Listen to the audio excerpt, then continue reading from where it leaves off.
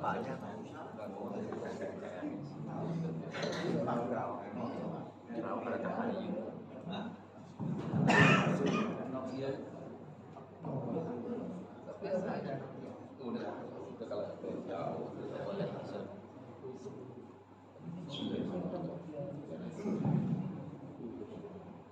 Bismillahirrahmanirrahim.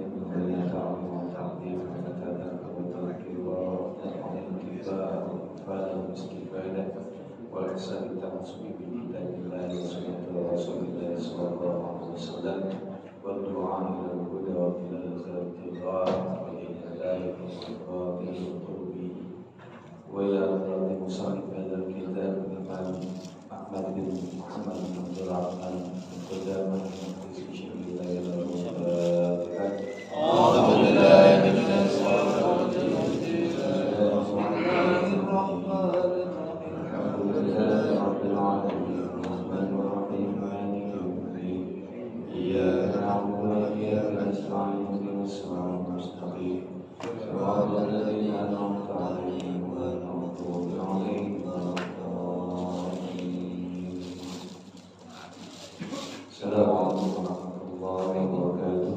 Waalaikumsalam warahmatullahi wabarakatuh. Alhamdulillah wassalatu wassalamu ala Rasulillah Nabi Mustafa wa ala alihi wa sahbihi ahli sunnati wal jamaah.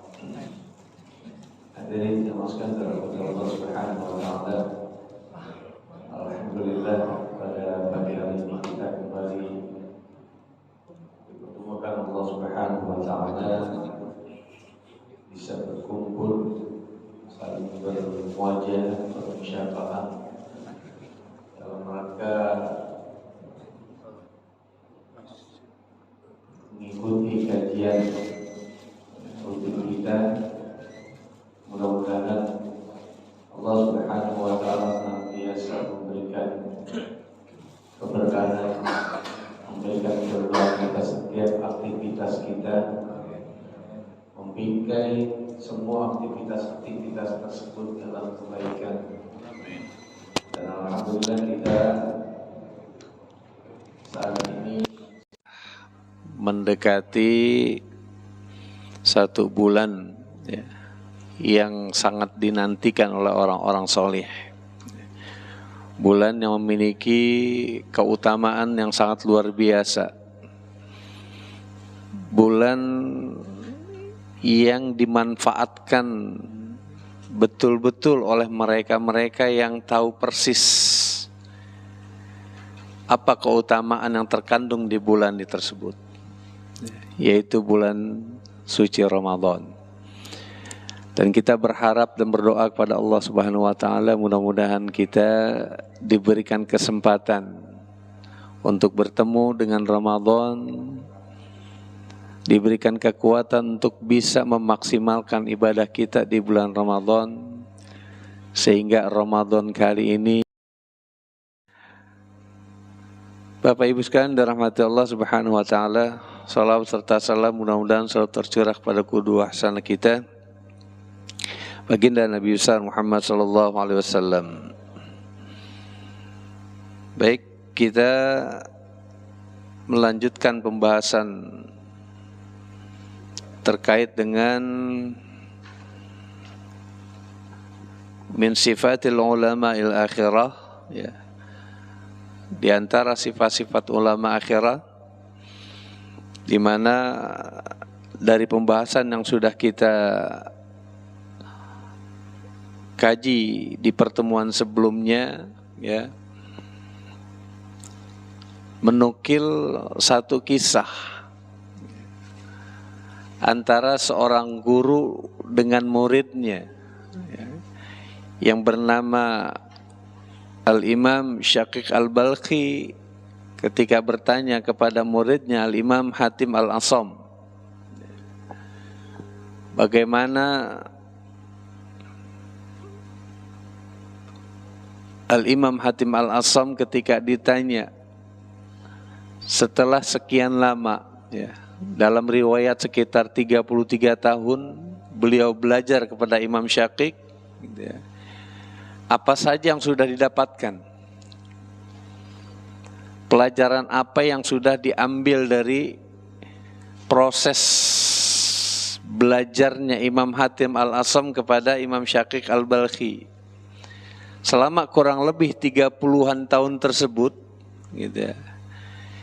Jawaban Imam Hatim, beliau hanya mendapatkan thaman masa Imam Syaqiq Al-Balkhi, gitu.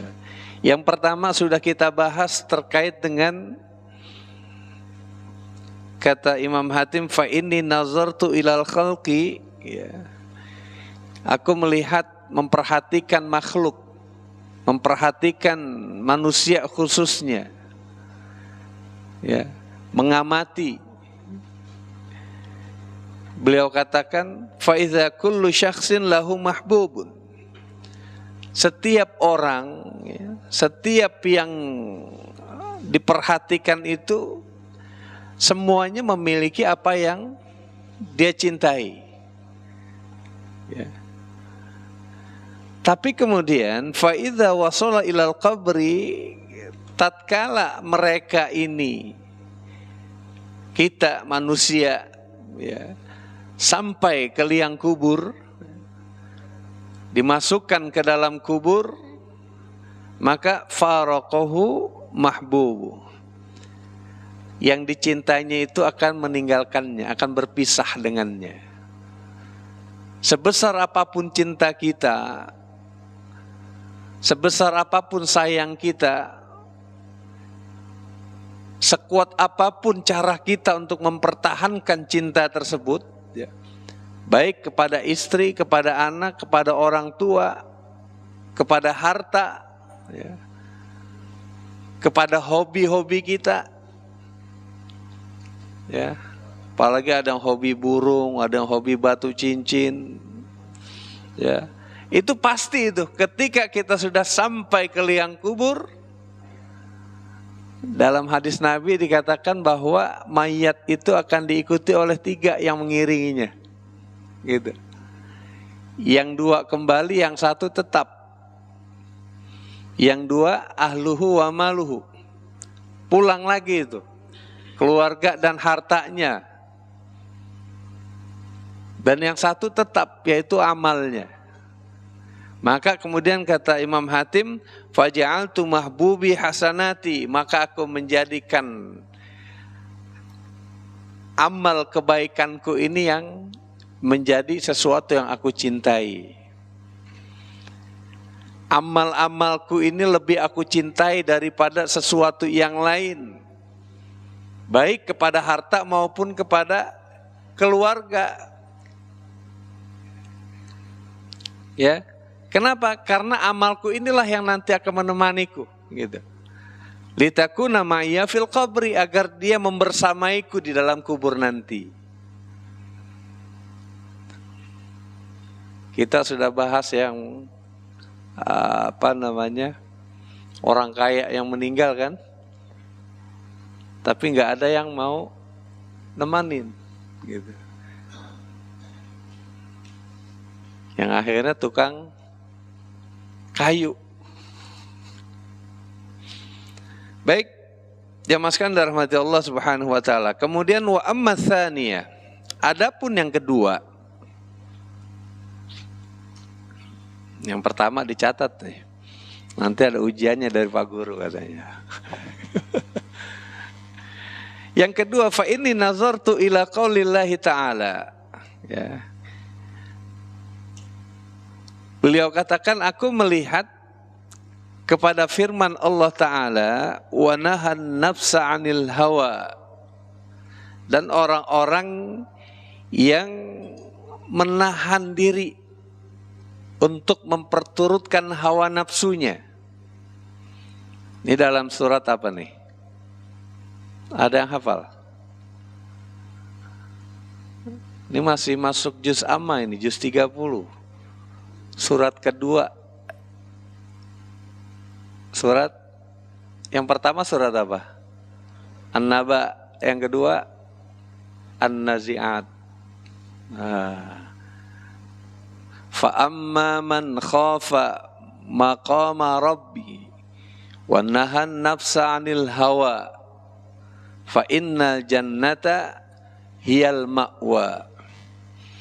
Dan adapun orang-orang yang takut kepada Tuhannya, khafa maqama rabbi wa nahan nafsa, dan menahan diri untuk tidak memperturutkan hawa nafsunya, fa innal jannata hiyal ma'wa, maka baginya surga. Allah sudah menyiapkan surga bagi mereka yang mampu menahan diri untuk tidak memperturutkan hawa nafsu. Landasan kemampuan dia tidak memperturutkan hawa nafsu adalah amma man khafa, takut kepada Tuhannya. Jadi kita harus bangun tuh rasa khauf, takut kepada Allah Subhanahu wa taala.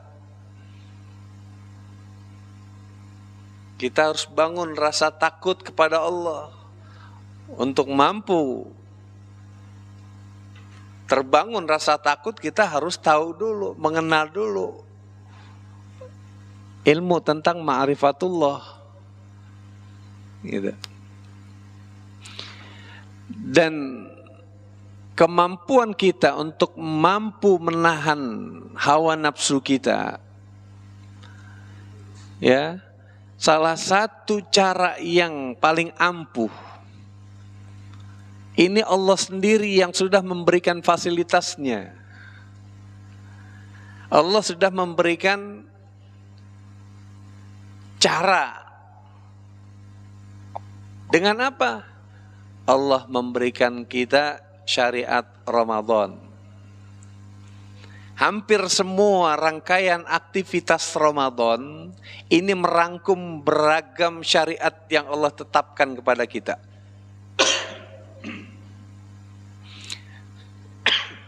Di dalam ibadah haji,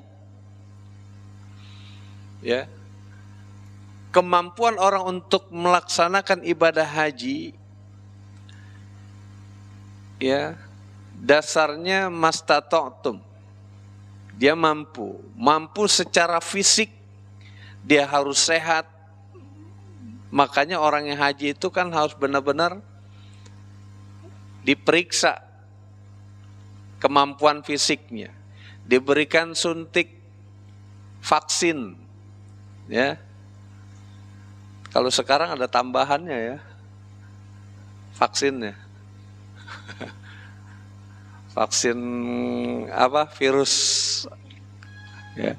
Selain meningitis, sekarang syaratnya kan vaksin virus corona kan, gitu. Kalau dulu kan meningitis saja, ya. Jadi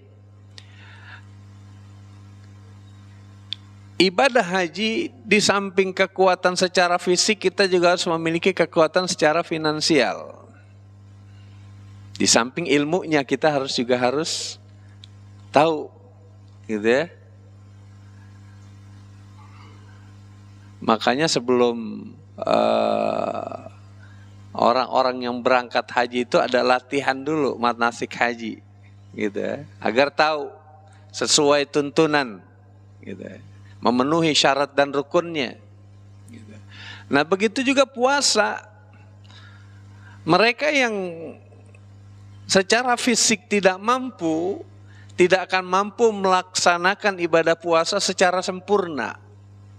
Bahkan mereka yang sakit diberikan keringanan untuk tidak berpuasa, yang pada akhirnya tidak berpuasa di bulan yang memang sudah ditentukan itu, gitu. Kemudian puasa juga Allah memberikan kesempatan bagi mereka-mereka yang diberikan rezeki yang berlebih, yang memiliki kekuatan finansial untuk berlomba-lomba berinfak sedekah yang di akhir ditutup dengan membayar zakat, gitu. Dalam sholat, ya, kita dituntut, diajarkan untuk menerapkan kaifiat sholat. Kemudian kita dituntut untuk mampu menerapkan manajemen waktu yang tepat. Jangan sampai ketika kita sahur, sahurnya itu setelah subuh, nggak ada. Karena memang sudah diatur waktunya. Ketika berbuka, ya sesudah maghrib. Ketika maghrib, jangan sebelum maghrib berbuka. Kecuali orang yang sakit atau ya memang diberikan kenikmatan oleh Allah berupa lupa. Gitu. Nah, puasa Ramadan ini satu kesempatan bagi kita untuk melatih jiwa kita, mentalitas kita yang memang harus butuh pemaksaan. Karena tanpa dipaksa, jiwa kita ini akan menjadi jiwa yang lemah. Menjadi jiwa yang hanya memilih sesuatu yang senang. Walaupun dalam ibadah itu Allah Subhanahu wa taala memberikan batasan mastata'tum tadi. Gitu. Fattaqullaha mastata'tum, bertakwalah kalian kepada Allah sebatas kemampuan kalian. Gitu. Kalau nggak salah saya pernah juga menyampaikan di sini, ada seorang ulama yang ditanya kepada muridnya, wahai Syekh, ma makna mastata'tum fi ayat fattaqullah mastata'tum? Apa maksud makna dari mastata'tum dari ayat fattaqullah mastata'tum ini? Ulama tersebut enggak menjawab, tapi malah mengajak murid-muridnya ke tanah lapang, kemudian memerintahkan muridnya untuk berlari mengelilingi lapangan tersebut. Murid-muridnya berlari tanpa bertanya, dalam keadaan bingung, maksudnya apa nih? Pokoknya lari aja, gitu. Lari terus, 1 putaran, 2 putaran, 3 putaran. Ada sudah yang mulai terengah-engah, sudah berkeringat, mukanya sudah memerah, gitu. Terus. Gitu. Di putaran-putaran selanjutnya mulai berguguran itu ke pinggir lapangan karena merasa sudah nggak sanggup. Gitu. Dengan napas yang terengah-engah mereka kemudian satu demi satu murid-muridnya itu ke pinggir. Gitu. Setelah semua muridnya sudah ke pinggir semua, sang syekh tersebut, ulama tersebut bergantian dia yang lari mengimutari lapangan tersebut. Kondisinya sama. Setelah sekian putaran, ulama tersebut sudah dalam keadaan terengah-engah. Keringat bercucuran, mukanya sudah memerah. Murid-muridnya khawatir, wahai saya, sudahlah. Hentikan. Jangan kau paksakan. Tapi ulama tersebut terus masih berlari. Sampai kemudian ulama tersebut jatuh di lapangan ketika sedang berlari karena mau sudah nggak sanggup lagi, gitu. Lantas kemudian murid-muridnya berlarian menghampiri gurunya, kemudian dia bopong ke pinggir lapangan. Setelah sadar ditanya sama muridnya, wahai saya, apa yang Anda lakukan tadi? Kata gurunya, itulah mastata'tum. Batas kemampuan kita ketika Allah sudah menyatakan ini sudah batasannya. Kita sudah nggak sanggup, bukan menurut kacamata kita. Ketidaksanggupan ini kan selama ini ya versinya tuh menurut kita, oh saya udah nggak sanggup. Sebagaimana murid-muridnya itu, saya udah nggak sanggup saya. Akhirnya kemudian satu demi satu ke pinggir lapangan. Saya udah nggak sanggup. Tapi yang dicontohkan ulama tersebut menyatakan bahwa inilah yang hakikat sebenarnya mastata'tum, sampai batas akhir kemampuan kita udah nggak sanggup itu sampai seperti itu. Gitu. Yang ini yang kita belum bisa lakukan. Batasan kemampuan kita selama kita masih bisa, lakukan terus kebaikan. Selama kita masih sanggup, kerjakan terus kebaikan. Gitu. Karena ada tarikan-tarikan nafsu malas kita itu, sehingga kemudian kita membuat persepsi sendiri seolah-olah kita sudah nggak sanggup, dan ini menjadi batasan bahwa kita sudah melakukan kebaikan sebatas kemampuan kita. Oh, saya udah nggak sanggup lagi. Padahal kalau masih mau dipaksakan masih bisa. Masih mau dipaksakan masih sanggup kita. Ya, karena kemalasan itu tadi masih ada. Dan Ramadan seharusnya itu mampu. Izin.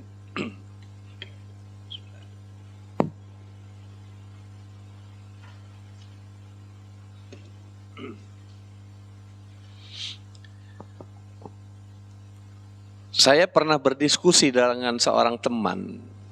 Beliau kebetulan seorang psikolog. Gitu. Intinya ketika Allah Subhanahu wa taala mensyariatkan Ramadan, kita beribadah dalam rentang waktu selama 1 bulan penuh, 29-30 hari gitu ya. Itu merupakan satu rentang waktu yang sangat cukup bagi kita untuk mengubah kebiasaan, merubah mentalitas seseorang. Kalau itu dilakukan dengan benar dan niat tujuannya karena Allah. Yang tadinya kita barangkali susah untuk bangun sebelum sahur, sebelum subuh, dalam rentang waktu 1 bulan penuh kita dipaksa bangun sebelum subuh, ya. Ketika itu sudah di awal kita persiapkan mentalitas kita untuk menghadapi Ramadan, ya. Insya Allah itu akan terbentuk kemampuan kita untuk mengalahkan hawa nafsu malas kita untuk bangun sebelum subuh. Bagaimana ulama-ulama terdahulu, ya, sebagaimana diungkapkan oleh Al-Imam Mu'alla bin Al-Fadl, ya, beliau menyatakan bahwa ulama-ulama salaf dulu senantiasa berdoa 6 bulan sebelum Ramadan. Kanu yad'una ilallahi ta'ala, mereka senantiasa berdoa kepada Allah Subhanahu wa taala, ya, ayyuballighahum syahr Ramadan, untuk dipertemukan dengan bulan Ramadan. Bayangkan, 6 bulan sebelum Ramadan mereka sudah berdoa tuh, ya Allah sampaikanlah kami untuk bisa beribadah di bulan Ramadan. Mental udah dipersiapkan untuk menyambut datangnya bulan Ramadan. Kalau kita kan belum, sudah Ramadan tinggal besok kita masih belum siap juga, gitu. Bahkan ada yang menggerutu, besok puasa lagi, terutama apa? Yang pedagang-pedagang itu kan udah khawatir. Yang biasa jualan es, nggak ada yang beli siang esnya. Yang biasa jualan dagangan, jualan buat sarapan pagi, nggak ada yang beli. Gitu. Ada keluhan-keluhan manusia itu. Padahal yang namanya rezeki sudah diatur. Rezeki baik sebelum Ramadan maupun pada saat Ramadan, termasuk setelah Ramadan. Gitu. Tinggal bagaimana kemudian kita menyesuaikan.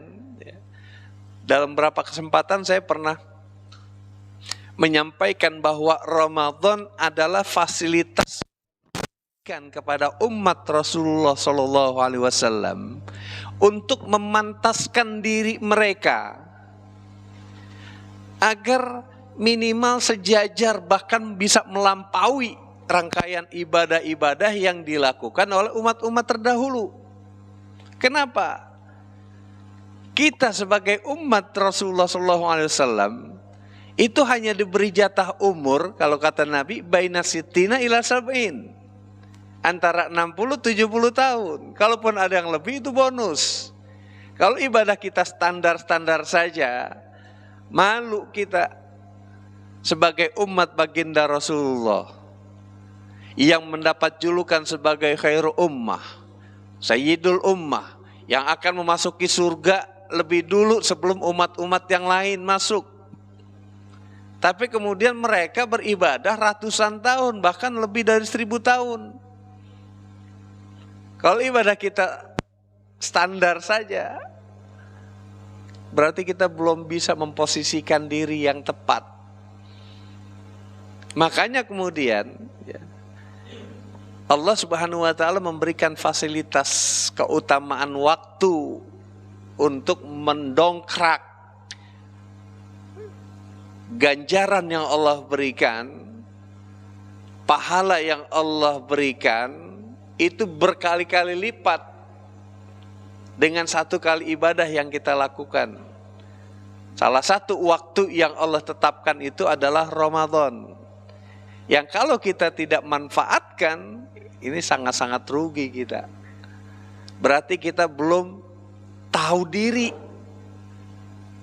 Mengaku sebagai umat baginda Rasulullah SAW, tapi kemudian kita belum memantaskan diri untuk menjadi umat beliau.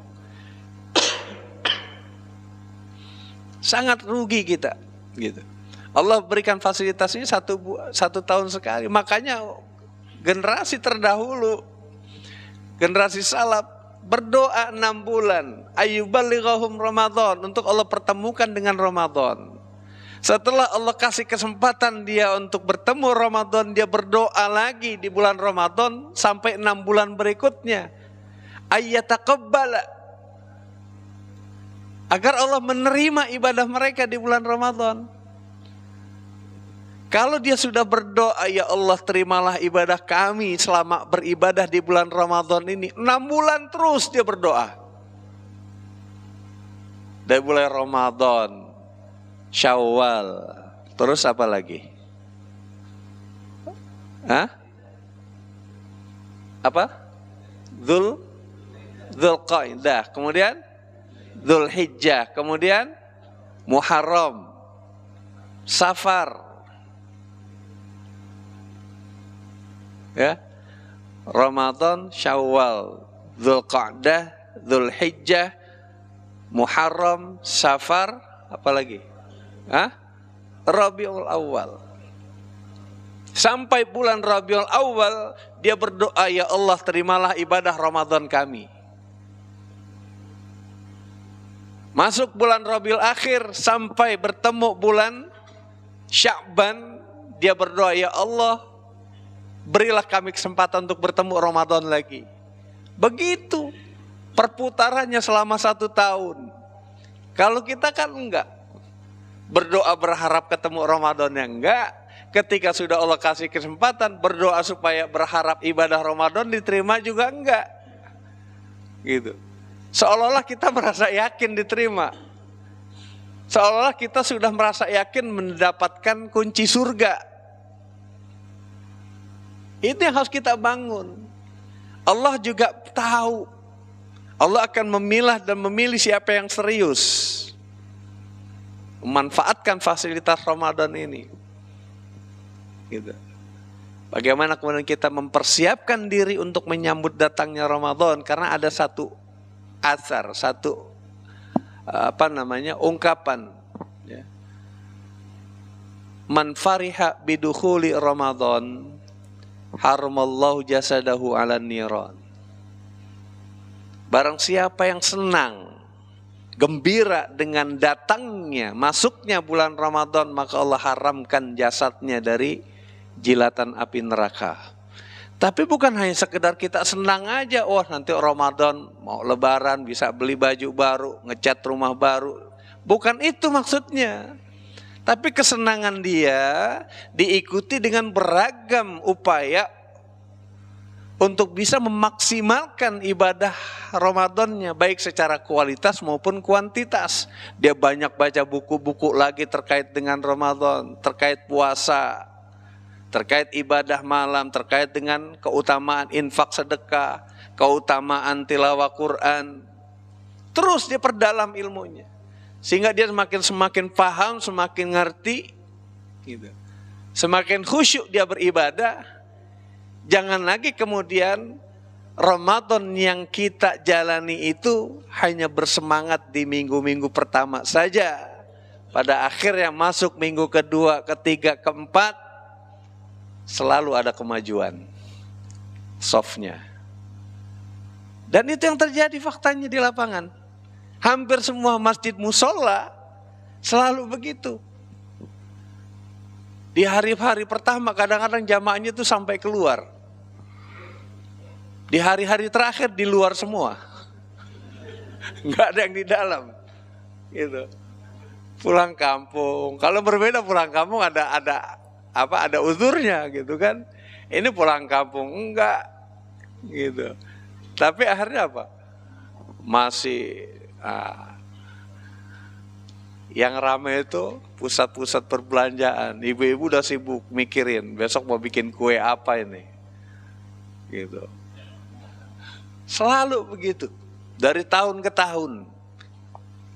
Padahal puncak ibadah Ramadan yang Allah berikan fasilitas di dalamnya berupa satu malam yang keutamaan beribadah di dalamnya itu seperti kita beribadah 83 tahun kurang lebih, 1000 bulan. Kalau kita beribadah sekitar 83 ya, 83 tahun, itu ibadahnya secara sempurna.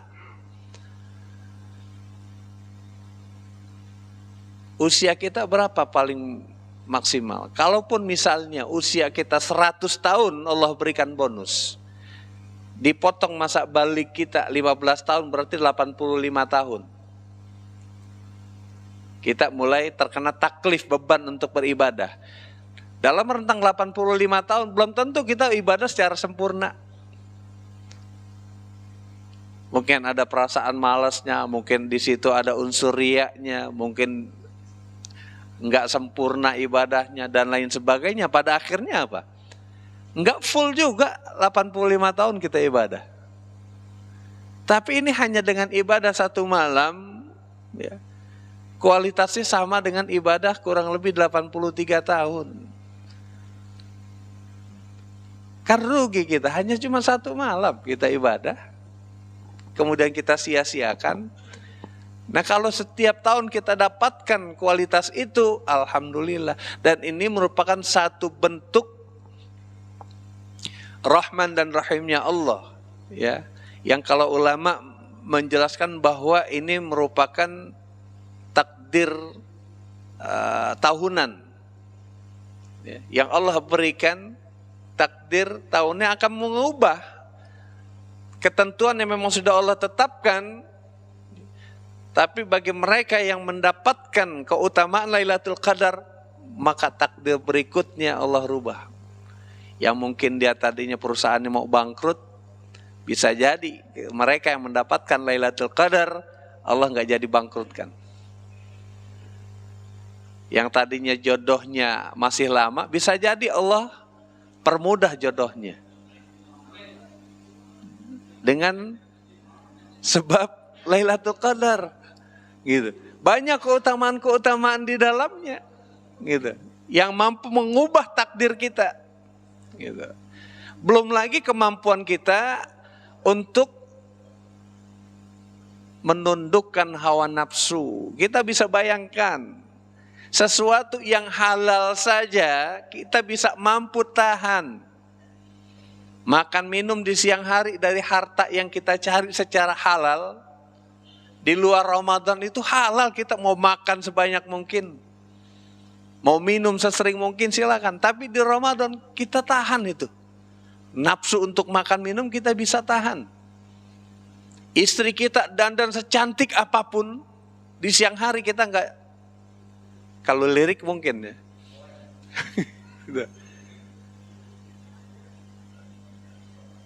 Ya, kita enggak bisa mampu menahan itu. Padahal halal istri kita. Kalau yang halal saja kita bisa tinggalkan, bisa kita tahan, apalagi kemudian yang makruh dan yang haram. Seharusnya lebih mampu lagi. Ketika ibadah Ramadan kita berhasil. Kemampuan kita untuk bisa berlaku jujur Dalam Ramadan itu terbangun. Orang-orang yang berpuasa di bulan Ramadan hampir belum pernah saya saksikan atau saya dengar ketika wudhu sholat zuhur nggak ada orang lihat kiri kanan.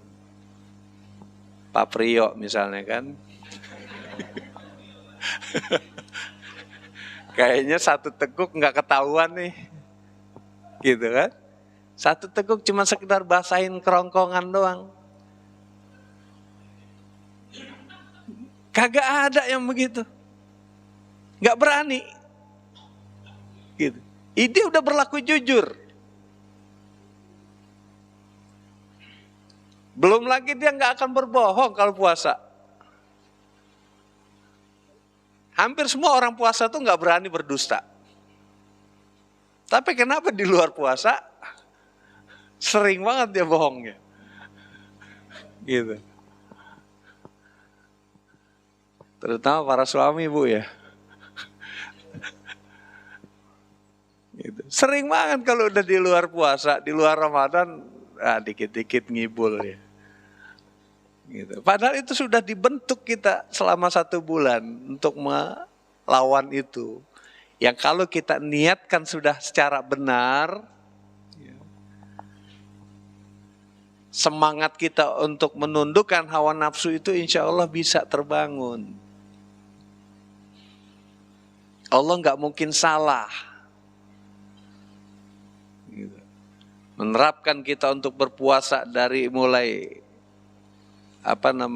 subuh sampai maghrib, untuk tidak makan minum, menahan syahwat kita dalam rentang waktu 1 bulan penuh.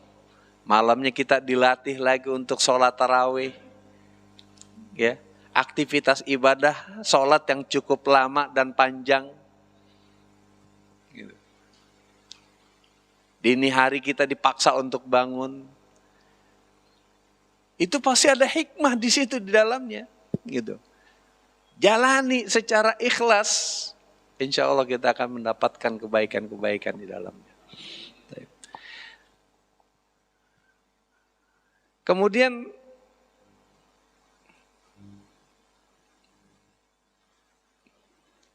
kata Imam Hatim, ini masih lanjut ini gara-gara wanahan nafsa anil hawa nih. Mumpung sekalian Ramadan. Fajhatuha fi daf'il hawa hatta istaqarat ala ta'atillahi ta'ala. Ya. Maka aku bersungguh-sungguh, gitu, ya, untuk memerangi hawa nafsu itu, gitu. Kata Imam Hatim, ya karena memang orang-orang yang mampu menundukkan hawa nafsunya ini Allah sudah janjikan, gitu kan? Fa innal jannata hiyal ma'wa, Allah sudah janjikan surga. Maka aku bersungguh-sungguh fa'ajhadtuha. Ini dari kata dasar itu jihad, perang, jahada, bersungguh-sungguh, gitu. Bagaimana kemudian kita memposisikan kita harus juga berupaya secara maksimal untuk menundukkan hawa nafsu hatta istaqarat, sehingga kondisi nafsu kita itu merasa nyaman, tunduk, ya, ala taatillah, dalam kerangka taatan kita kepada Allah Subhanahu wa taala. Jadi kalau ibadah itu nyaman, ibadah subuh itu enggak ada yang matanya kelayutan, gitu. Ada kadang-kadang ibadah sholat subuh itu tahu-tahu hampir kejengkang ke belakang karena ngantuk, masih ngantuk, belum nyaman itu. Apalagi sholat malamnya, sholat tahajud misalnya, karena masih ngantuk, dia belum merasakan kenikmatan. Ketika tilawah Quran juga begitu. Tilawah Quran baru baca berapa baris, dia nggak sadar halaman baris keberapa tadi itu. Kenapa? Udah ngantuk, tidak merasakan kenyamanan. Itu nyaman yang berlebihan itu kalau tidur itu, gitu ya. Itu bagaimana kemudian kita merasakan ada satu kondisi, gitu. Karena Allah sendiri yang memberikan itu. Nazalat alaihimus sakinah, gitu. Allah turunkan ketenangan. Wa ghasyiyatuhumur rahmah, Gitu. Allah berikan rahmat, diselimuti kita dengan rahmat Allah. Gitu ya. Bagaimana kita berusaha itu harus kita sungguh-sungguh melawan hawa nafsu. Wa amma tsalitsah fa inni ra'aitu kullaman ma'hu syai'un lahu qimatun indahu yahfazuhu. Ya. Aku melihat setiap orang bersama dia itu ada sesuatu yang berharga, kata Imam Hatim. Di mana sesuatu yang berharga itu senantiasa dijaga.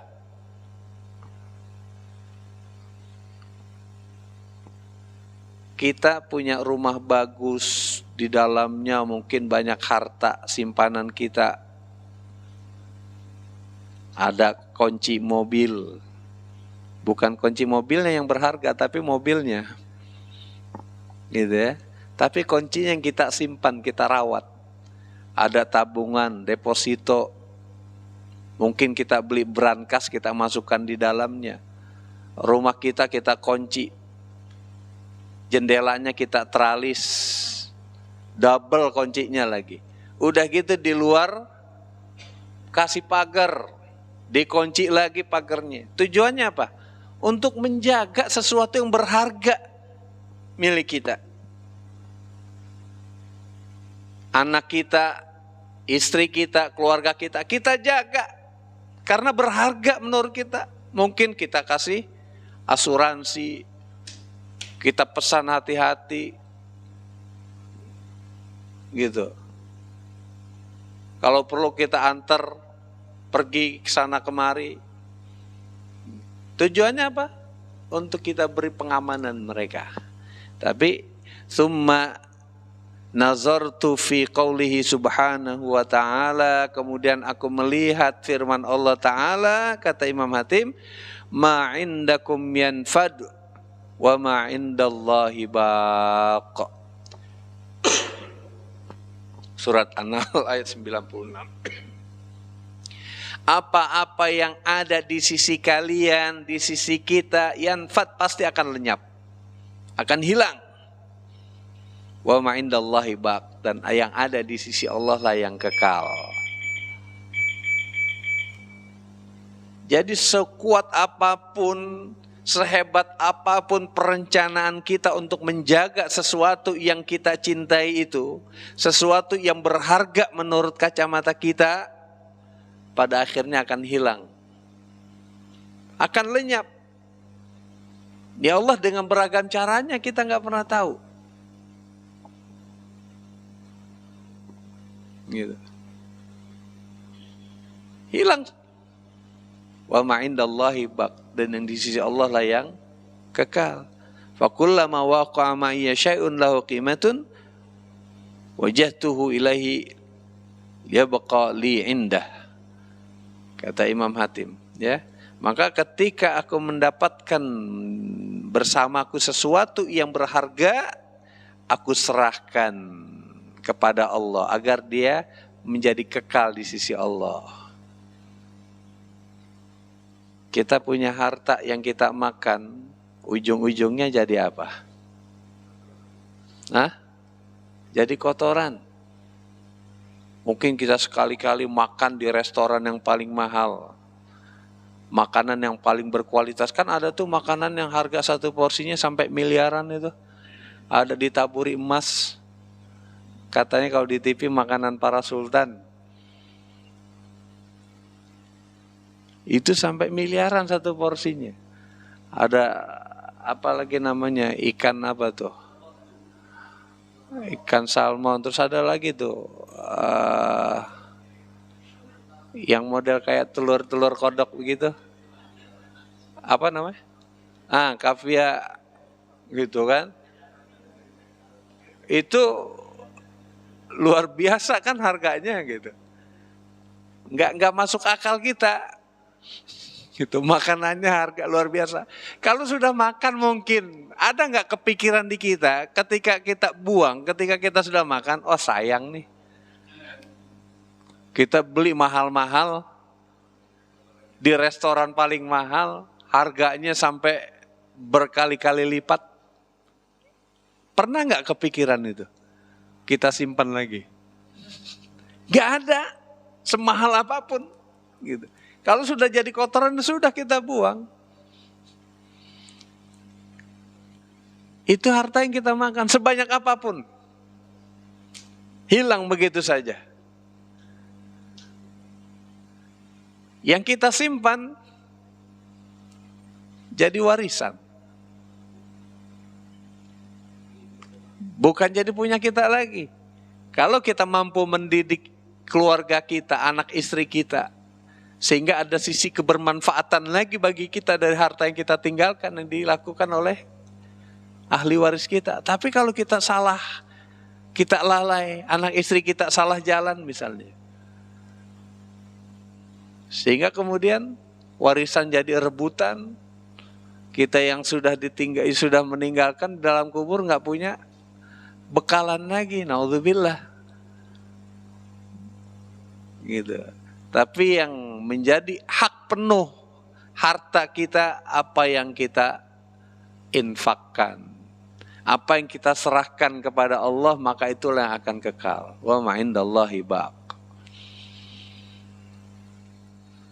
Jadi semua tergantung pilihan kita.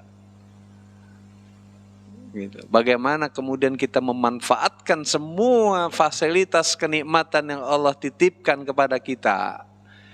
Apakah kemudian berupa harta, berupa jabatan, ya, agar kita bisa memanfaatkannya supaya itu semua bisa kekal menemani kita, kekal di sisi Allah Subhanahu wa taala. Baik, Bapak Ibu jamaah sekalian dirahmati Allah Subhanahu wa taala. Insyaallah kita baru menyelesaikan yang ketiga. Insyaallah masih ada yang keempat, kelima sampai ke-8. Mudah-mudahan Allah memberikan kita kesempatan, memberikan panjang umur senantiasa dalam kebaikan, usia yang Allah titipkan kepada kita senantiasa dalam keberkahan Allah Subhanahu wa taala.